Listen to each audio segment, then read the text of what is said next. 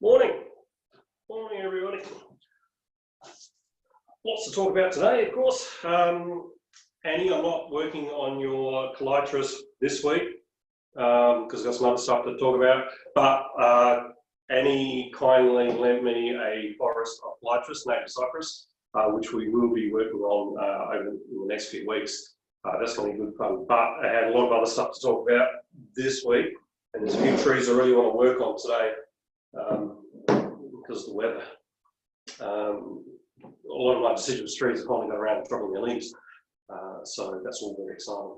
So, but starting off with, I've got another native here, so I want to encourage you to start thinking about natives.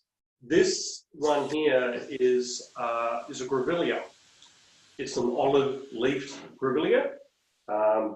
Don't ask me what the botanical name is. Terry, if you're out there, you'll probably know what it is. And this was taken as an air layer from a bush that was growing in that front yard. And these grow extremely fast because many years ago, Vanessa and I, we went to the state flora nursery. We were looking for some shrubs for the front yard, and we bought a little tube stock of this olive-leafed Grevillea, and the label on it said 1.5 meters tall, and which turned out not to be right because it went crazy. It just grew. It was like about 3 meters tall. It was a really good bush. It was full of tiny little flowers, little Grevillea flowers. The birds loved it, but it just got too big. So we had to get rid of it. But before we did that, I thought it had some interesting branches in the middle of it. So I took an air layer. And for those who haven't done an air layer before, you can look it up. I won't go into enormous detail now because it's not really the time of year to be doing air layers. But what you do is you get a section of trunk or branch, you ring bark it completely. You get a razor blade or a Stanley knife and you go right around the trunk, and then about an inch or two below it, you do it again and you strip all the bark off and you completely ring bark that area right down to the heart. And then you, for the top cut, you put some rooting hormones on there. You can, and then you wrap it with some kind of medium. Sphagnum moss is really good. And then you wrap the whole thing in a plastic, tie it up. You just leave it there, and then roots come out of that section. Fill the bag with roots, and then once it's got roots, you cut it off and you can plant it, and away it goes.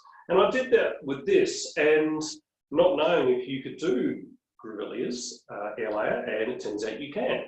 The roots took a while to come out. It took a bit longer than if you were doing, let's say, a trident maple or an elm tree. Deciduous trees tend to root really quickly. This one took a little bit longer. It took about 6 months until it produced roots, and then I planted it in this pot about 2 years ago.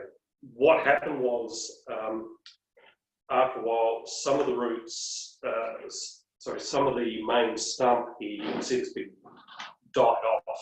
The original branch died. It was out here somewhere. It died off, but that was fine because it was covered in little shoots, and so it's now actually got this kind of interesting dead wood going up here forever.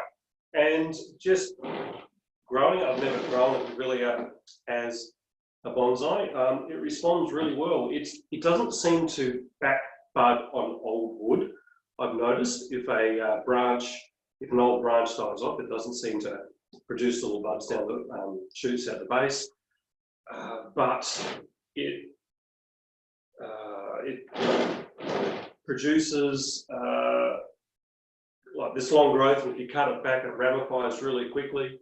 So you can see at the bottom here how many branches I've got. I've really only got the one branch down at the base here and 2 up near the top. So the bottom one I just let grow just to thicken up, which it did really quickly. It only took about a year to thicken up. And then with the top here, I've started pruning it back, just letting it grow to it. The leaves tend to be alternate. They alternate all the way up. If I just take, I'll show you, getting close.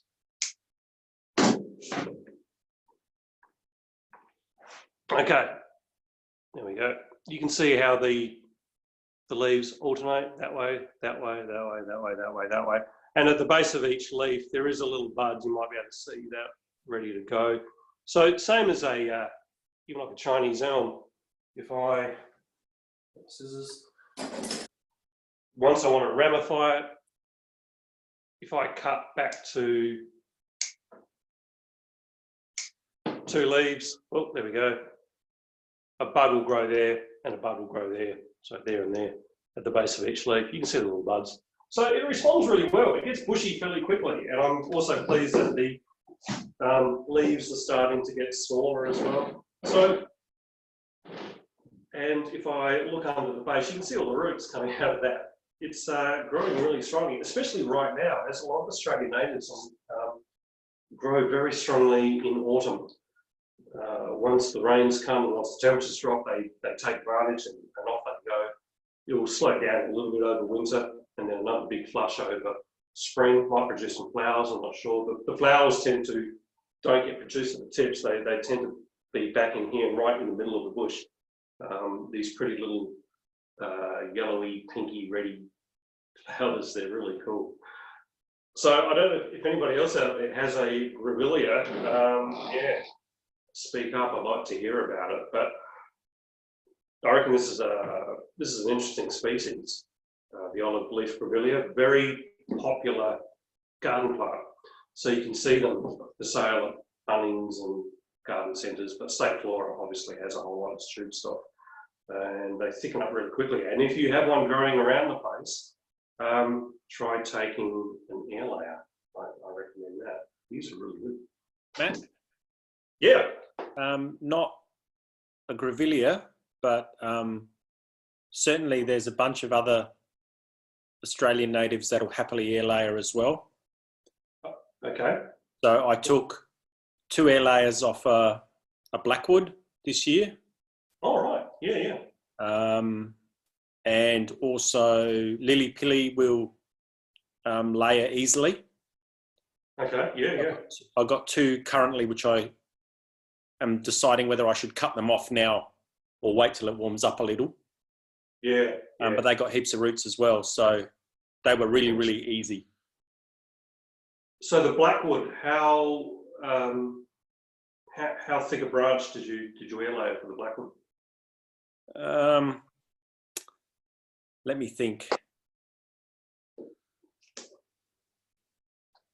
I can actually go and measure it.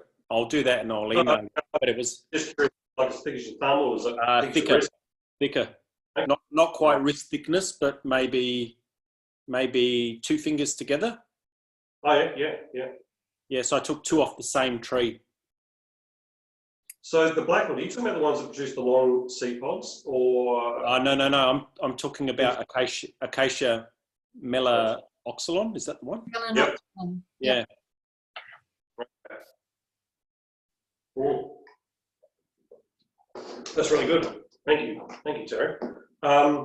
Yeah, I think air layering native species is a great source of trees, because great thing about air layering is you get a nice trunk on it straight away, and you can be sure that obviously you're getting a clone of the parent plant, so you know the characteristics of it. And because we live in Australia, we're surrounded with Australian natives. And like I said, this one, hang on a second, I'm just going to mute everybody. Hang on. Somebody's, bear with me. Participants. Okay. Yeah, so I was saying, yeah, because we're obviously surrounded by these, this was growing in the garden, so it doesn't have to be, you don't have to go out in the bush and find something. Yeah, Australian natives. So this one's had a lot of potential. Yeah, this one's going to be really good. I can imagine eventually there'll be a tree probably about a little bit higher. Yeah, a couple of foliage pads. I'm not wiring them much, just a little bit of wire here and there, but mostly an upright growth. Like I'm letting the branches grow upright and then ramifying in an upright fashion. I'm not bending them down like a pine or a juniper. So trying to get it to look like a bush would out in the wild. So yeah, Nice tree. Any other questions about this? Well, not about the tree, Matt, but Yeah. that pot that you had it in, do you know Yes. where you can get hold of those? This is an orchid pot. Oh, is it? Yeah. Because I got some from the club, about 3 or 4 of them, and I'd like to get some more, but I've never been able to find them. Good question. Where do you find orchid? I mean, orchid growers. You could contact the Orchid Association. There is a supplier in Victoria that will send them across that you can order online. And I think the last lot I actually got from from an organisation in Queensland, and they also happy to just whatever you want to buy, they'll just ship them across. Oh, right. Okay. Yeah, I'll go looking online. Never gave that a thought. Yeah, I'll see if I can chase it up. I'm pretty sure the Victorian one was mentioned fairly recently on the A Bonsai site, so I'll go and have a hunt and I'll see if I can find it for you, Rod. All right, thank you. Cool, thanks, Terry. They're really useful, the orchid pots. For those who don't know, because they're short and squat, they're great for encouraging a spreading root base. Like this one here is a plastic pot, roughly the shape of a bonsai pot. I haven't seen these around for many, many years. We used to be able to get them through the club a long time ago, and they're gold because they're great training pots. However, if you want a smaller one, I know that Greg Horner with his Bonsai Ceramics, he sells small plastic pots too. Great training pots. They're light, they're cheap. If you drop them, they don't break. Great pots for training. But the orchid pots, really, really useful. The other good thing about the orchid pots, great drainage on them. You probably can't see it because it's full of roots, but there's drainage holes all the way around, all underneath, like really, really good drainage. Really great pots for growing bonsai. All right, cool. Feel free to jump in with any questions. So we've got here a couple of Japanese maples. So we're talking a bit about these trees. Everybody loves Japanese maples. They're a traditional subject. However, they're not that easy to grow here in Adelaide. But the principles that I'm going to be talking about here applies to almost any deciduous tree. Because now that the leaves have dropped, it's a good time to talk about deciduous trees.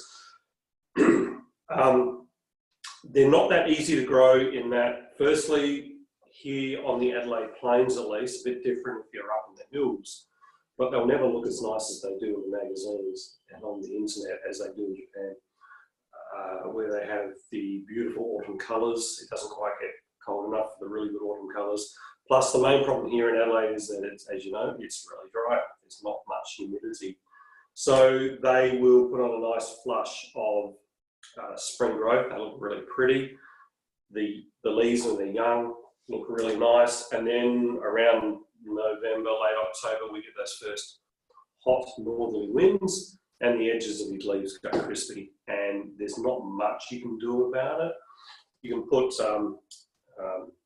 pots of water around the place to increase the humidity. That helps a lot. But resign yourself to the fact they're never not going to look quite as good as they do in Japan. You can, if you want the really good autumn colour, if you're up in the hills, it gets cold enough. Plus, if you defoliate the whole tree during summer, you get a nice little flush of growth. Once autumn hits, you can get good colour. However, they're still a really pretty tree, and I reckon they look, for me, deciduous trees always look at their best in winter when there's no leaves on them, and you can really see the outline. And so the Japanese maples look really nice in winter. So I grow mine to look nice in winter. That's my excuse. So that's the Japanese maple. This little one, you can see it's still got its leaves on. They're just hanging on there. If I touch them, they're still hanging on, which means I'm not going to touch this one just yet. So that's going off to the side. We won't touch that one. I'll wait till the last leaves drop off. Last Tuesday night, Phil was talking about he had a Japanese maple that he was pruning, and he said it was bleeding a lot of sap was coming out of it, possibly because it was still growing a little bit, like the roots might have still been growing. He's just moved house, so the trees might have got a bit confused and started pushing out a bit of growth. So I'll just keep an eye on this one when I prune it, that it doesn't bleed too much. If it does, I'll just seal it up. It'll be fine anyway. Deciduous trees are tough. So the story of these two trees quickly. This little one was originally the apex of a tall tree that was quite tall, which I had for many years. It was my only Japanese maple. It was a silly looking thing, but it had a nice apex on it. It had great big long straight trunk with no movement on it. The branches were all straight, and so I decided I was going to get rid of it, but I liked the apex. So I did an air layer, exactly like I talked about before, of this one. Did an air layer of it. It took really easily. It's got lots of lovely new roots now. It fits into this little pot, and that's the nice bit of the tree. They air layer really easily. This tree, which we're going to work on today, now last week we worked on that crepe myrtle, which was in a slightly more advanced stage than this one. The crepe myrtle had the main branches in place, and I was just starting to get secondary branches sorted out, and then we'll get the ramification happening next year. This one's like a step behind that.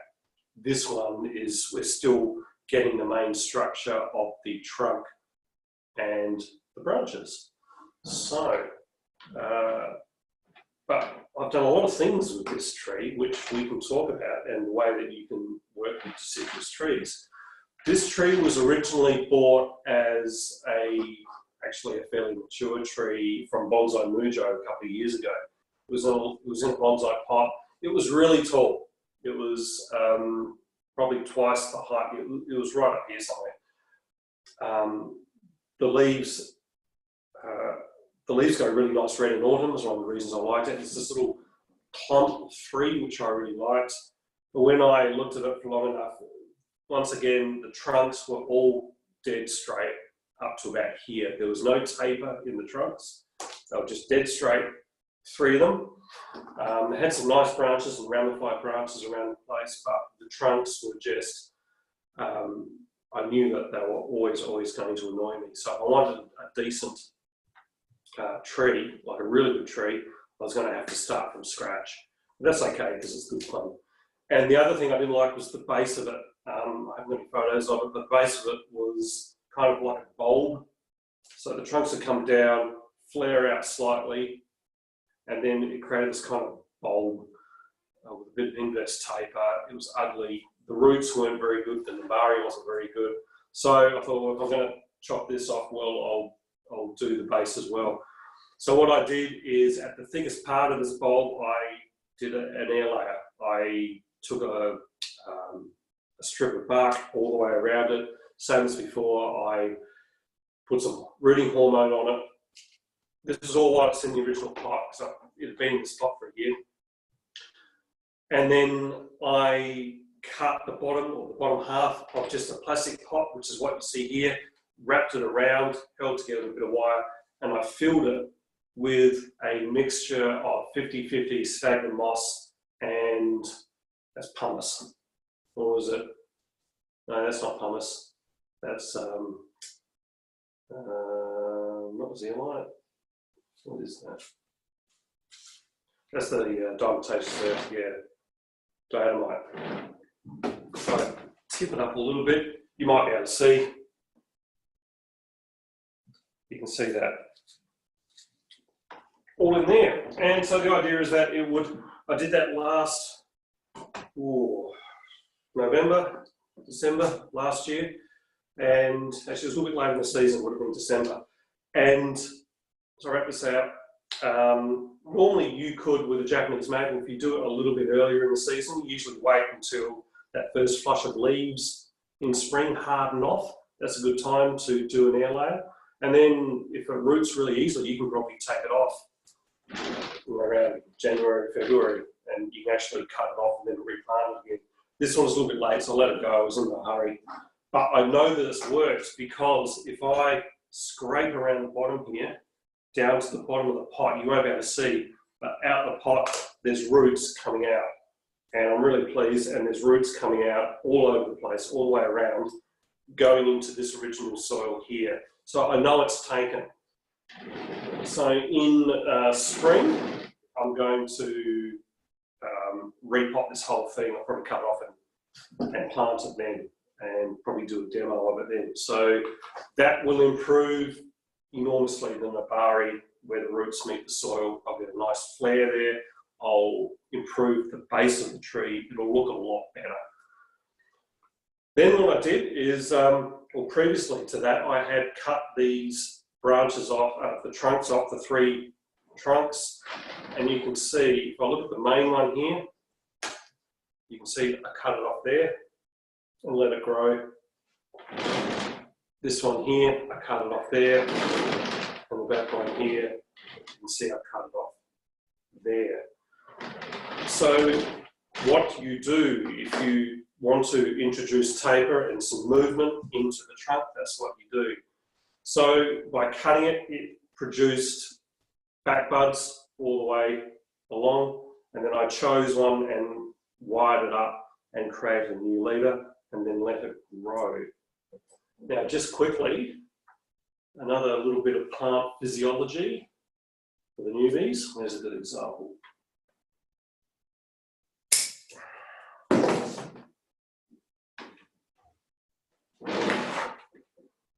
So you can see the new growth. This is a little bit of new growth.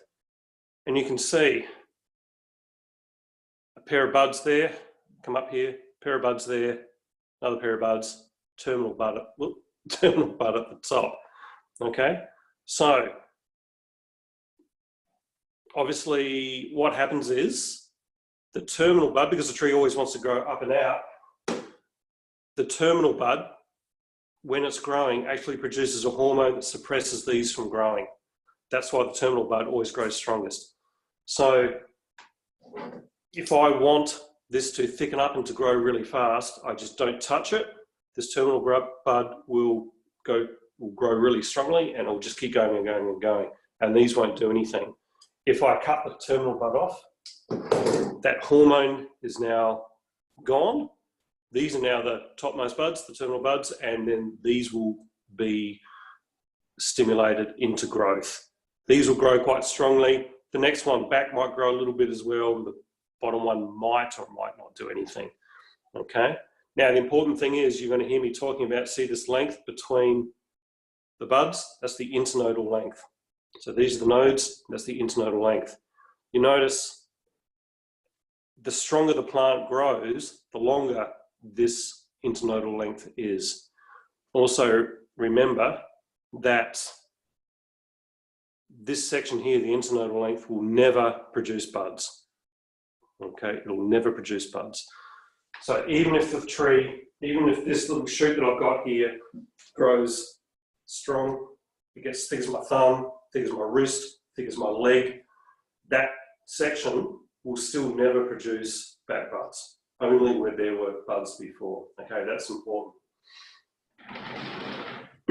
So what I did with these main trunks is that I did the main one first. I cut it, and the top stump, the top bit of it died back, and it died back down to where that first internode, the first node is. Now even on this older trunk, if I hold it up, you can still see little rings around the trunk. I'm not sure if you can see that. There's little rings around the trunk. And from those rings, that's where those buds originally were. And you can see, I'm not sure if you can see, but there's a ring here, and there's a little bud coming out. There's a ring down here, and that's where that branch is coming from. There's a ring up here, and there's a bud coming from that. So keep that in mind. When you cut a trunk, it will die back to wherever that bud used to be, and that's where it will bud from. This is a behaviour of a lot of deciduous trees, but there are some exceptions. I think I talked about this last week. If you have an English elm and you have a thick branch, or a trunk, and you cut it during summer, it'll actually produce a ring of shoots around that cut. And so you can actually get it to produce a branch wherever you like. The maples are different though. They'll only ever bud from wherever those buds used to be. I hope that makes sense. So what I did is I cut it. It produced a couple of shoots. I wired one up, the one that I wanted, one near the front, and I let it grow. Once it had taken off, and I was happy with it, that stump, that little dead bit, I carved back on an angle. Here, you can see that? I carved it back on an angle. And then I put cut paste on it. And because I saw it on a Japanese magazine, you can see I've done it here, I put a little piece of aluminium foil over the top of it. That's supposed to help the callousing. I've never done a side-by-side comparison, so I don't know if it makes it better. Excuse me. But it looks cool. If the Japanese do it, it must be good. So if you look at this, where I cut it and carved it back, you can see the callus here. It's almost completely covered over. This one here, same thing. That has pretty much completely calloused. Down the track, I may get out a razor blade or a sounding knife or something and carve these little calluses back a bit and make the transition between the two areas a bit smoother, but for now, that's fine. So that's how you replace the leader. You chop the trunk, you get the back budding, you choose your new leader, wire it up into place that you want. Once it's strong enough, you then cut back the stump and smooth it out. So, because what I want is I want to transition between, I want some taper. With this tree, I've got a clump, I've got 3 different thicknesses. I've got the really thick one here. These two, they're pretty close in thickness. It's a bit subtle, but this one here is a little bit thicker than the one on the back. So if you think about it, the thicker the trunk is, the taller that trunk is going to be. You wouldn't have a thick trunk down low and a thin trunk up high. It wouldn't look right. So this one here, the thick one, is obviously eventually going to be the tallest. It's going to be up here somewhere. These ones down here will be a little bit shorter. So if I look at the thick one again, the thickest branch, I cut that off, and you can see the section here, here, that grew, and I let it grow, and I didn't touch it to thicken up. And I waited until this branch, the new leader, was about 2/3 the thickness of the one below it. And then I cut it again. 2/3, roughly. You don't have to get out your calipers, but roughly 2/3 is a good rule of thumb. If I did it too early, the transition between this thickness and this thickness would be too severe. I want it to taper up a little bit more gently. So I did the same thing. Once this got to the thickness that I wanted, I then did the same thing again. I cut it. I let we've got 2 new shoots. Once they got thick enough, I then cut off that stump, sealed it up, put on the putty, the healing putty, and the aluminium foil. Now the cut paste or the healing putty that we use, there's different types. You can buy it, I think you go to Bonsai Mujo, you can buy it. I've got some examples here. There's a thing, crash, bang.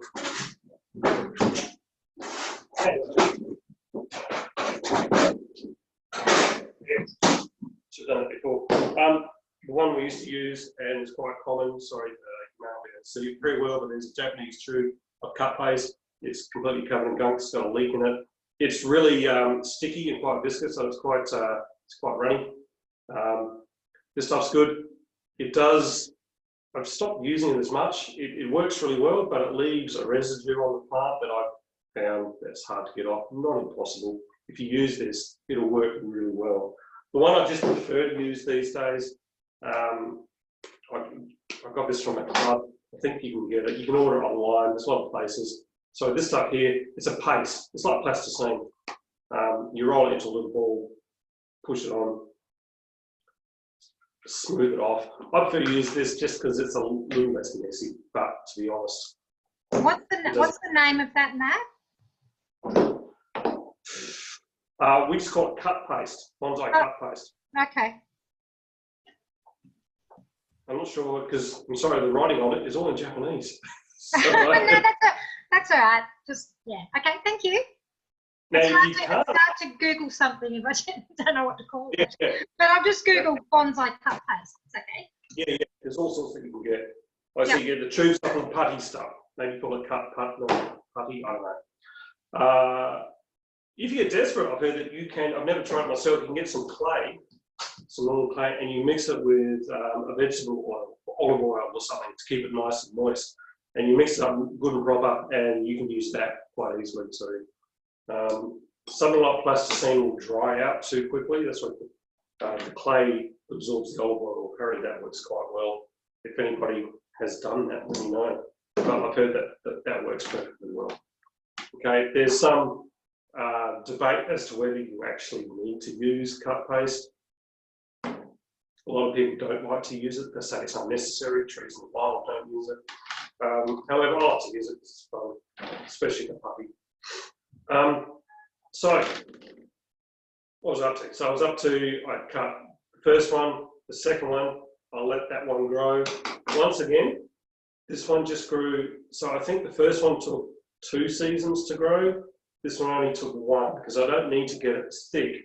And you can see now, this new shoot here is roughly two-thirds the thickness of the one below it. So it's ready to go. So I'm ready to cut that again and replace it with 2 more leaders. And that might be the last time I do the main trunk, and then I'll start working on the branches.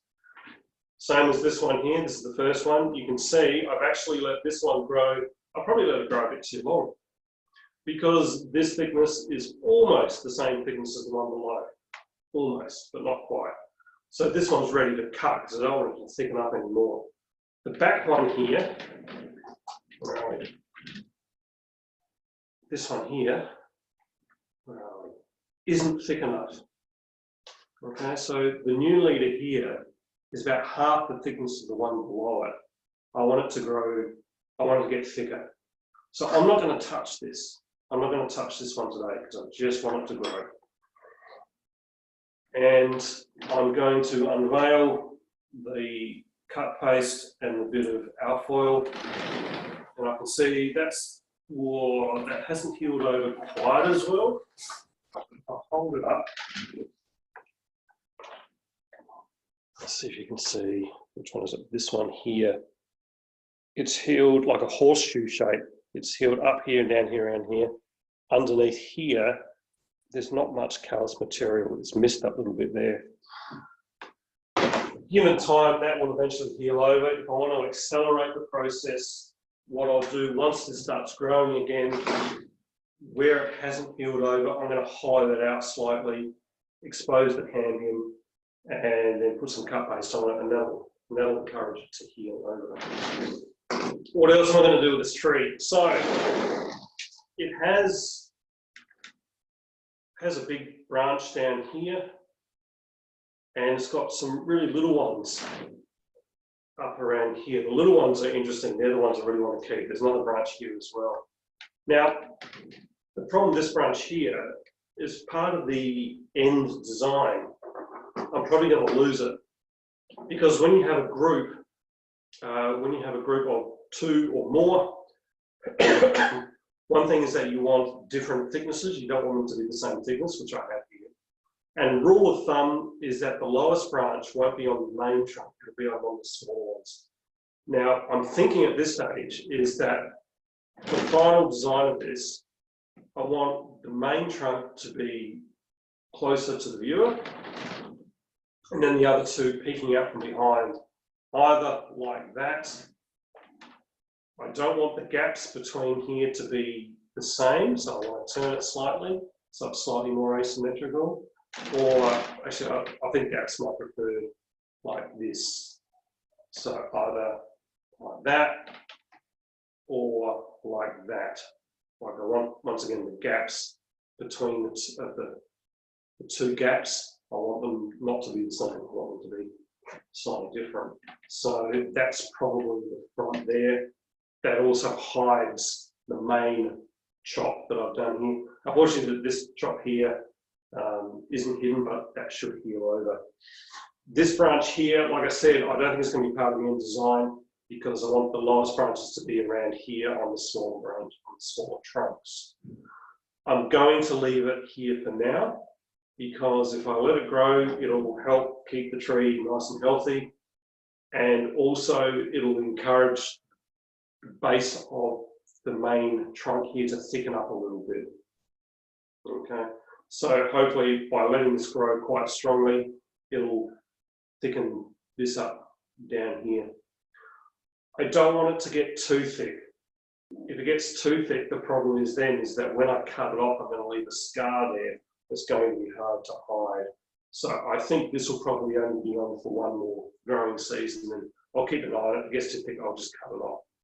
So cut it off, leave a stump, let it dry out, then I get the curved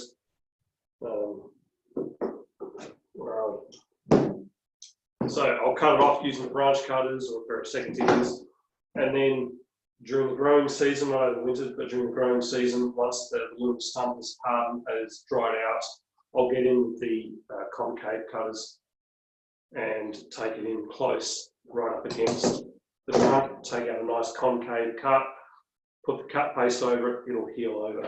I've done that once before. Up here, you may be able to see it right here. I did the same thing, concave cutters. It's healed over quite nicely and not left an ugly bump, so it works quite well. The concave cutters are the only bonsai tool that I know of that I can't get a cheap alternative if you're a beginner. If you're a beginner, you don't want to go out and buy all the really expensive tools. You want cheaper versions. I mean, you can get a cheap pair of branch cutters, but you can also get a small pair of secateurs that do the same thing. But the concave cutters, I don't know an alternative. So, what I'm going to do is I'm actually going to get my cut paste ready, and I'm going to cut this off. Now, I'm going to start with the main trunk. Like I said, this branch here is at the thickness that I want. And if I look carefully, and I'm hoping you can see this, I can see, so this is the branch I'm going to cut. Right here, you might be able to see there's a bud here and one on the other side. I can see the buds there. The internodal length, there's a section here, the internodal length, where it will never back bud to. And then there's another one down quite low. Okay, so I'm going to cut it. There's buds here, and there's the next one's right up here. So I've got this long internodal length. So what I'm going to do is I'm going to cut this. I'm going to cut it up fairly high, so that because this section here will die back. So I'm going to take that off. Matt, can Yep. I ask why you cut it up at that bud and not in Not along the line. Yeah, look, good question. That's that section there. I can see that. Yeah, that's where those buds are. That might be a little bit too high. This one's a little bit too low. I'm going to cut back here and just make sure that those buds grow. Because what Terry is talking about, and I know what he's talking about, the length of the trunk up to the first cut is that, and then it gets a bit smaller, and then it should get a little bit smaller again. It is slightly smaller, but not by much. It's hard to tell from the angle that you're there, but where those buds come from. So what I want is these sections, these internodal lengths, to get smaller as it goes up the tree. If I cut it back to there, I'm worried that it's going to be, that little section there is going to be a little bit too short because it's going to change direction. Is that why you're wondering why I'm cutting it so high? Yeah. Yeah. I'm wavering between the two. Maybe I should cut it back a little bit below those buds and get the next lot down here to grow. Sorry. So I'll trim it up and see how it looks to my eye. This next section here, also, unfortunately, from here at the base, I can see there's some buds there. They often shoot at the base. The internodal length is really long. The next one isn't to about there. I'll cut back. But for me, this section is too long. It's just too long. So even though I want a branch here, that section is never going to, it's too long, it's too straight. So what I'm going to do is I'm going to sacrifice this branch and start it again. If I cut it below those nodes, what's going to happen now is this whole section here is actually going to die off, but I've got new buds. So I'm going to start this branch from scratch. And hopefully the next lot, the internodal length will be shorter. It seems a bit of a shame to waste that growth, but in the long run, it'll be better.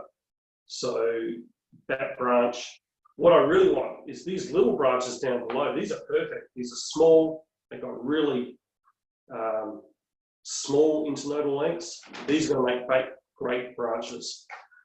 This one here, okay. If I cut back to the first one, to the first set of branches, once again, this is too long. This is quite straight already, and that length and that length are exactly the same, and that's going to annoy me. So I'm going to take that off again. So once again, I can see little buds at the base here. They'll replace that branch, which I've just done.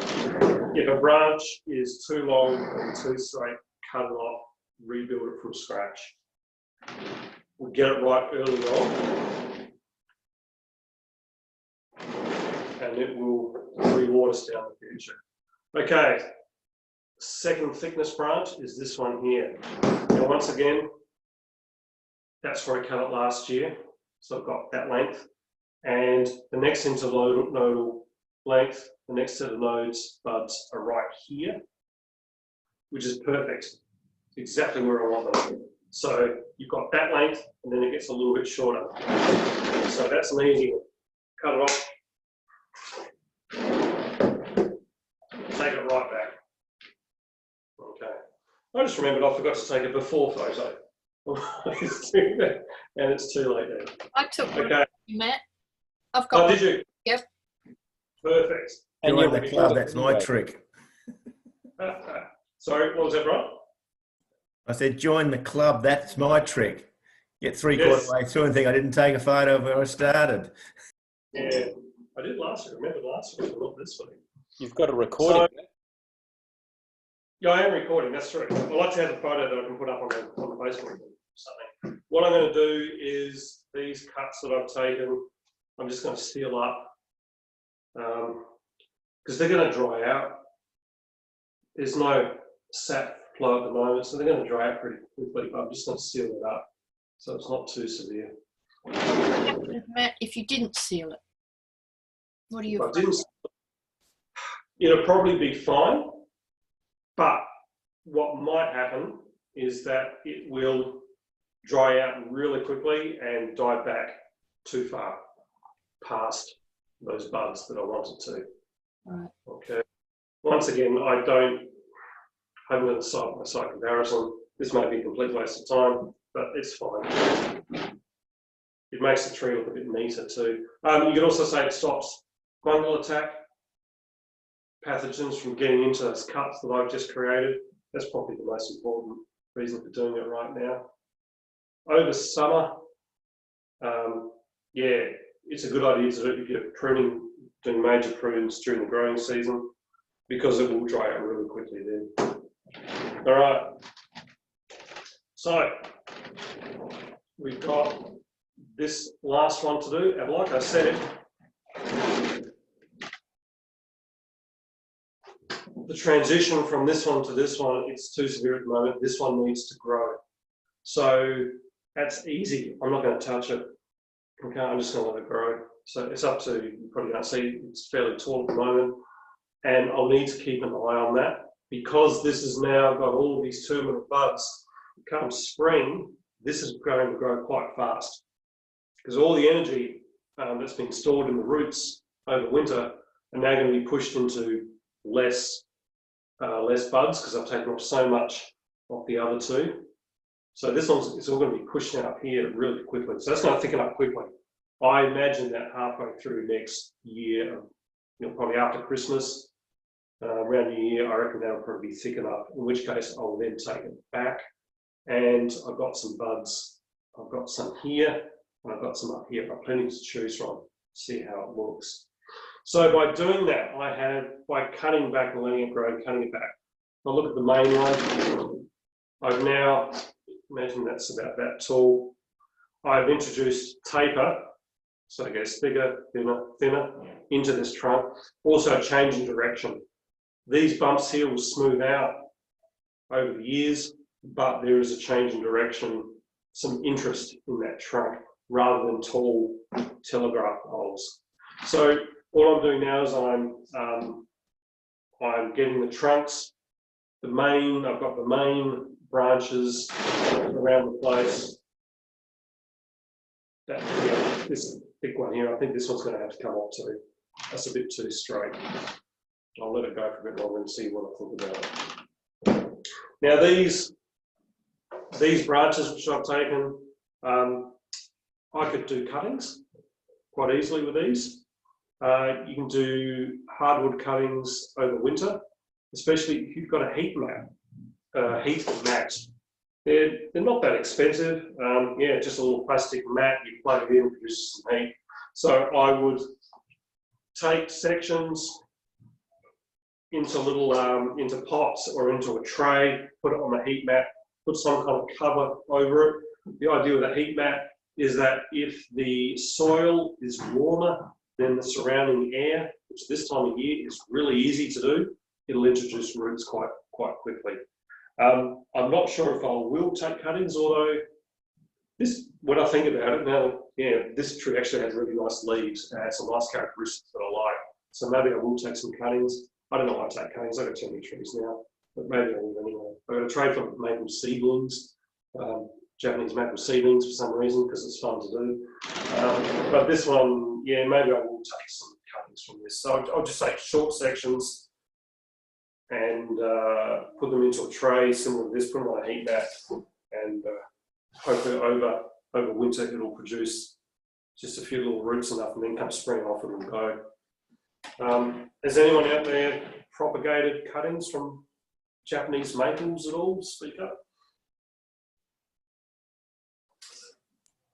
I was led to believe it was actually kind of difficult. Okay. What, Japanese maples specifically? Yeah.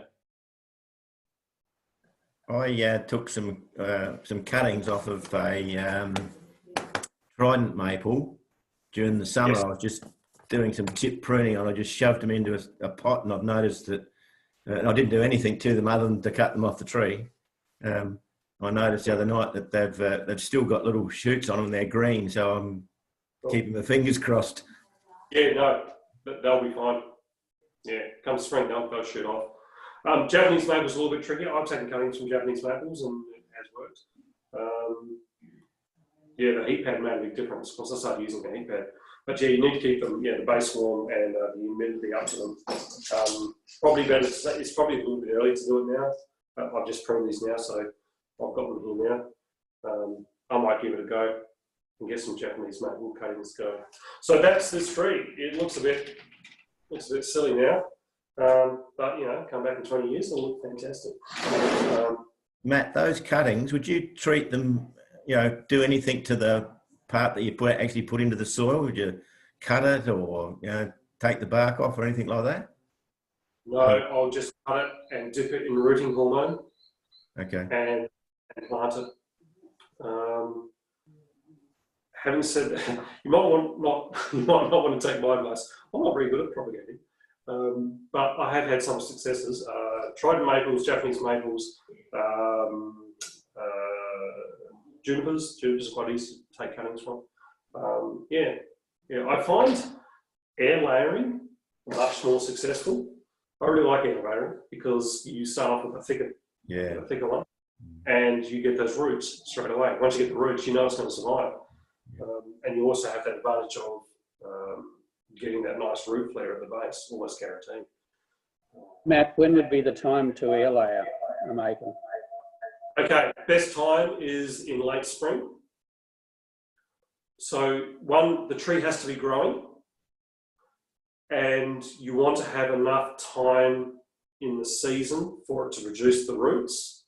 If you do it too late in the season, there's not enough time to produce roots and they may not survive the winter. So the absolute ideal time is in late spring after that first flush of growth has hardened off.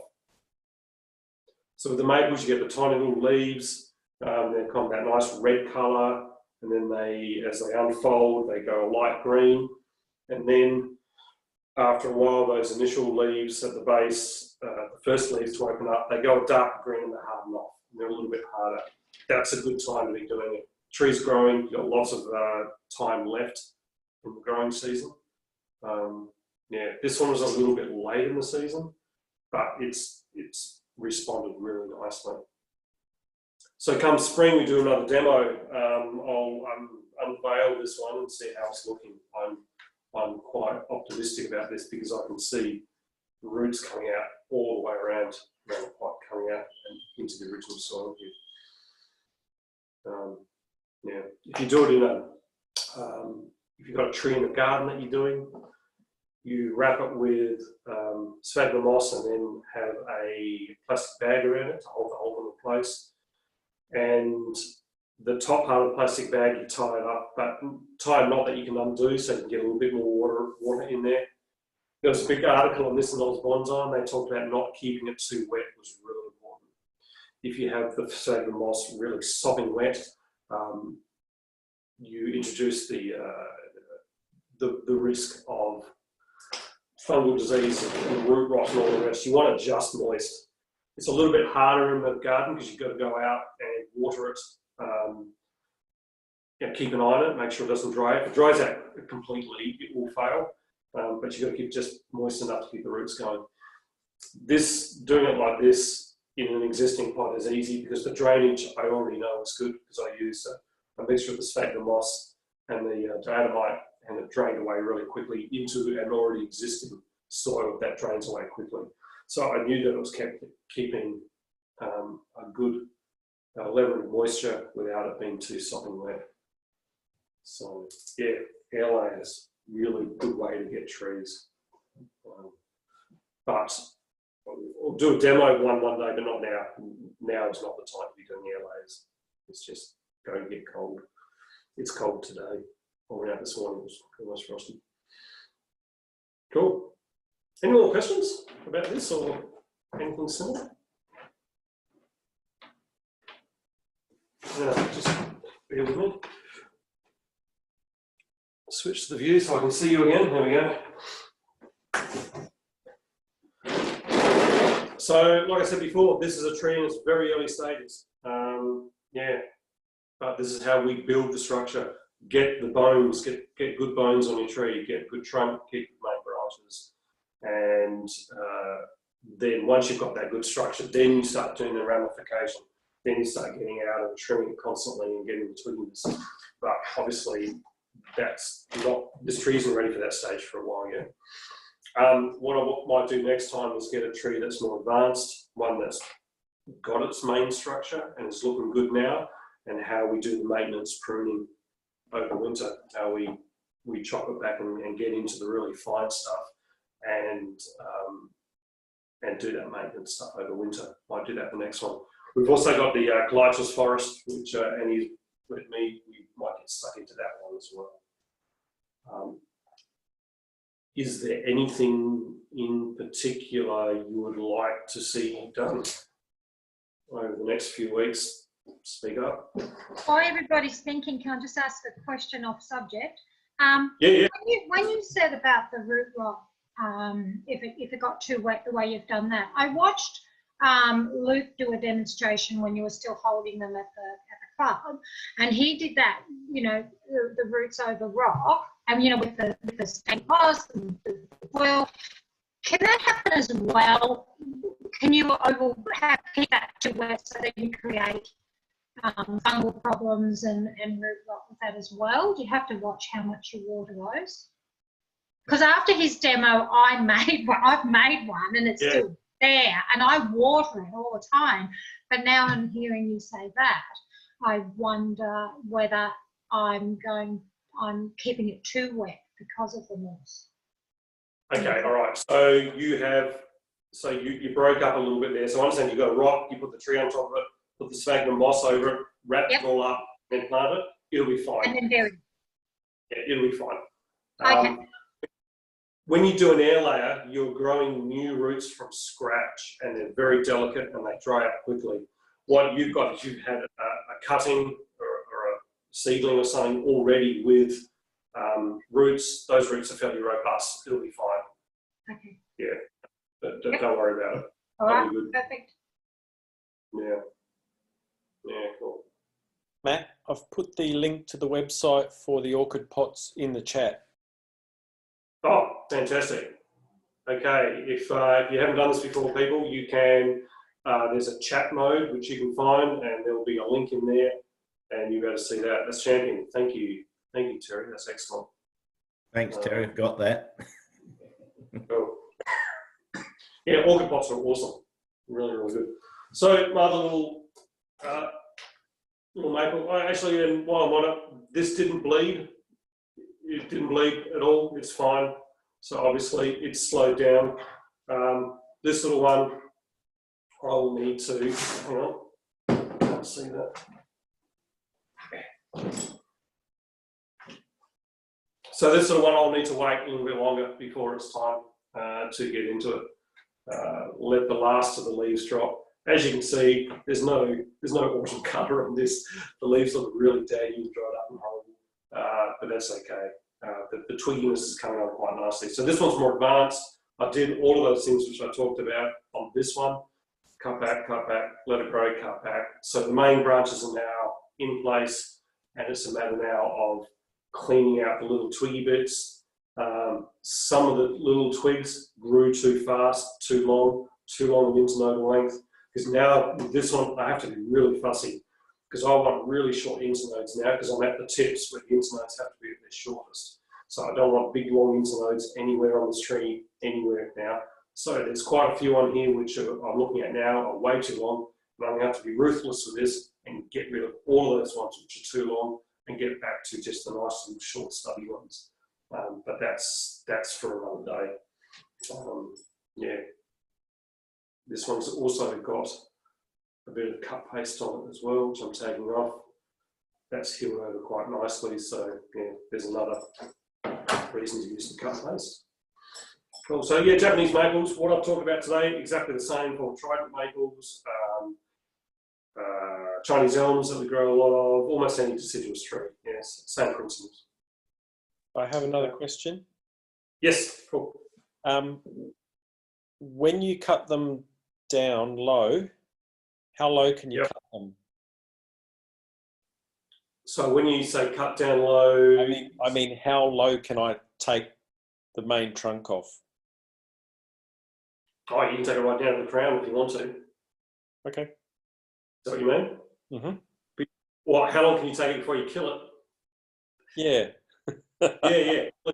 Really low. Because what you can do with these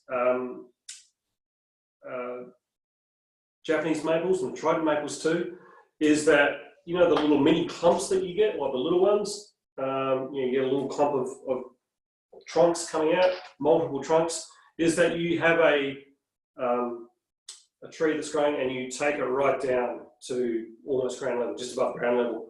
And what it does over spring, it produces a massive shoots all coming from the base. And then you choose the ones that you want, wire them into place and create a clump that way. And Bjorn, it's like that, Bjornson on YouTube has just done he's posted a video of him doing that. Yeah, creating a clump. So yeah, you can take them right down and produce. In fact, those really super fat trident maples that you get in Japan. You're like, they're only this tall and they're like as thick as your wrist, and they've got really fast taper. That's what they do. They get a stump and they grow multiple trunks, and they let them get really thick, and then they start reducing all of the trunks except for one to let that grow thicker, but all the other ones they leave in place to thicken up the base of the trunk, so it gets stupidly fat, like really fat. And that's how the Japanese make those beautiful little intense little shogun small styled maples. Yeah, they cut them down low and get them multiple trunks and just let them grow for quite a while. I'm trying to dig up an article on how to do that. I'm struggling to find one that I don't have to pay for, but they are out there somewhere. Yeah. I think there's actually one that shows a similar technique in Peter Adams' book, the one on Japanese maples. I reckon that has that exact thing in it. Okay. I've also got a stack of Bonsai Focus magazines, which of old ones, which I'll trawl through those because they often have really good articles too, and see if I can look that. If you haven't already, excuse me, there's some seeds still at Barry's Spirit of Bonsai. He's still got some trident maple seeds and some Chinese elm seeds there for free if you want to go grab those. What else have we got coming up? I think I mentioned before, got permission, well, we've almost got permission to go for a dig. We're still waiting for the last little bits to come through. And we'll also start advertising the International Bonsai Convention in Perth next year too. Hopefully that'll still be going ahead, but we'll start putting out some information about that as well. So that's going to be spectacular. All right, I'm sort of running out of things to say. Any questions at all on any bonsai topic? Just a point that was raised when I first started with the club in terms of the cut paste. Someone, I can't remember who it was, someone said to me, "Oh, you don't need that stuff. Just put your finger in the dirt in the pot and rub the dirt over the cut." Now, I've done it, but it doesn't seem to do any damage to the tree. But you know, it doesn't look very pretty though. You know, it goes all black and brown. And yeah, I guess my concern would be introducing pathogens into it. Yeah. So I know when people take cuttings, they use honey because it's a good because it's got antibiotic properties. So look, there's two reasons you use cut paste. One is to encourage it to callus over, and also to keep out the pathogens, the funguses and the bacteria from getting in. That's the two reasons you use it. But like I know some people are really passionate about not using it. They think it causes more problems than it creates. Use your own mind. I've been using it for years, it's fine. I like to use it, like I keep saying, because it's fun to use. But yeah, it's up to you. I think for deciduous trees, I think it's really worth it. Native trees, I'm not as convinced, but it's a case-by-case basis. Yeah, well, I've got a apricot which came up in the garden that's been in a pot, and that's sort of getting to the stage, and they're notorious for getting that growth on them if you don't, you know, seal out the cuts on those. So exactly, gummosis and all sorts of things. Yeah, that's the stuff. Yeah, gummosis. Yeah, I would definitely be using seal paste on an apricot. Yeah, but I use a piece of wire with insulated wire to put the paste on because it sticks to your finger and it's. It does. Yeah, horrible. It sticks to everything you touch. Another reason I like the putty. Yeah, I think I'll give that putty a try. Yeah. Matt, any progress on a show day for us? Sorry, what was that? I didn't quite hear that, Brian. Any progress on the show date for us in October? Sorry, you're getting feedback. Yeah, no, that's all right. Okay, progress on the show. Not yet. The situation keeps changing. We've set ourselves a deadline for making the decision about, I think it was 60 days out. I can't remember, Terry. I've got it written down somewhere. So we do, 60 days out. Yeah. Hopefully by then we'll know. Hopefully we can go ahead. It depends on the restrictions at the time. There might be another outbreak between here and then, in which case it might get tightened up again, or it might go along swimmingly and just keep changing the rules and making it less restrictive. We don't know. we also have to keep in mind how we would control the number of people getting through, and yeah, there's lots to think about. It may go ahead, may not, don't know yet. I'm loath to make a call now. If you'd asked me a few months ago, I would have said no way. Now I'm thinking, oh yeah, it might happen. We'll see. I hope we do, because I've got a ton of trees to sell. I've got a lot of trees I've got to get rid of, and no outlet at the moment.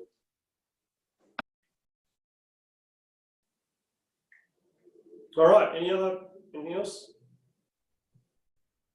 No? I think we're done. What time is it? Oh yeah, 10:11. So we'll get Luke to do one of these as well soon. We might get another time, because we're not, the numbers for these sessions aren't growing much, so there might be another time slot that people might prefer as well. So feel free to give us feedback as to a different time slot for a demonstration like this. So the Saturday mornings suit me, so I'll keep going with this, but if there's I assume that some people can't make a Saturday morning, there might be another good time to do one. How many people attended the Tuesday night one with Luke? I think we had 12. Yeah, they're fairly consistent around that mark, aren't they? All Yeah, we're not getting any more, no. I've got the reports, so I can produce reports on how many people joined each one, but yeah, I really enjoy them. But the numbers aren't growing, they're staying stagnant, so more people aren't joining. I think maybe some people that tried using Zoom, it didn't work, and they've given up. Or we're not doing it at a time that people couldn't really want to do it. So we'll keep going though. Yeah, we love it. That's right. Keep going, Matt. We love it. Small but loyal band of followers. We'll keep going. We love it. No, it's perfect. Oh, Matt, I'll bring the olive in that I had on Tuesday night to show you. I had major troubles, and I was trying to reshape the branch, the main trunk, and snapped it off. Okay, all right. So it's gone back to a little stump with one little branch at the top. So I've just done a start again situation. Okay, that's all right. It'll still produce accidents like that force you to rethink things. Yeah. Some of my best trees from something similar happening, and so it'll introduce some nice taper and some movement into the trunk. If you want to bring it across, we'll have a look at it. Yeah, sure. Yeah. Thank you. All right, everyone. I'm going to go get another coffee. I'll say goodbye. Thank you very much. See ya. Bye. Bye, See you Matt. later. Bye, everyone. Peace out. Thanks, Matt. Thanks, Matt. Really Thank you. enjoyed these. Thanks, Matthew. No worries at all. Bye. It's good to see you. Bye. Yeah, Matt.